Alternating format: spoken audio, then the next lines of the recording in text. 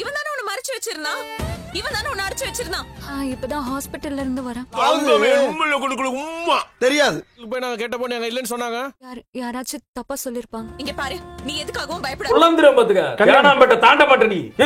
இவன் உன்னை மிரட்டினானா? அவர் எதுக்கு என்ன மிரட்டணும்? அதான் இவனை பத்தின உண்மையை நிரூபிச்சிட்டோமே. என்ன உண்மை? அப்போ எனக்கும் கன்ஃபியூஸ் ஆச்சு. பிசினஸ்க்காக அனுப்புன பணம். ஆமா இருக்கே நீ ஒரு கிளாஸ் டீ வேணா எடுத்து வந்து குடுக்கட்டுமா? கலிவர்தன் ஜெயிலுக்கு போனதுக்கு அப்புறம் அனுப்பியிருக்கான். முன்னாடியே அனுப்பி விட்ட பணம் லேட் பேமெண்டா போயிருக்கு. கேளு, நீ நிறைய கேட்ட, நீ கேளு. நீ அது ஒண்ணு இல்ல ராகினி, உன்னை என்னையும் பிரிக்க பாக்குறாங்க. ராகினி, இப்போமா நீ அவனை நம்புற? கிழிச்சேன்னு சொன்னேன். அவர் எந்த தப்பும் பண்ணல. காதிங்க, ஒழுங்கா இங்க இருந்து போயிடுங்க. இவ்வளவு தூரம் எடுத்து சொல்றேன், இது கூட உனக்கு புரியல? ஐயோ, கூப்பிடுறானே தனியா கூப்பிடுறானே. எனக்கு எதுவும் புரிய வேண்டாம். இது எங்க வீடு. இங்க வந்து சத்தம் போற வேலையெல்லாம் வச்சுக்காதீங்க. அவங்களுக்கு சப்ஸ்கிரைப் பண்ணிருங்க. அப்புறம் நான் திருப்பி எல்லாம் சொல்லிருக்க முடியாது. சப்ஸ்கிரைப் பண்ணுங்க. ஆமா.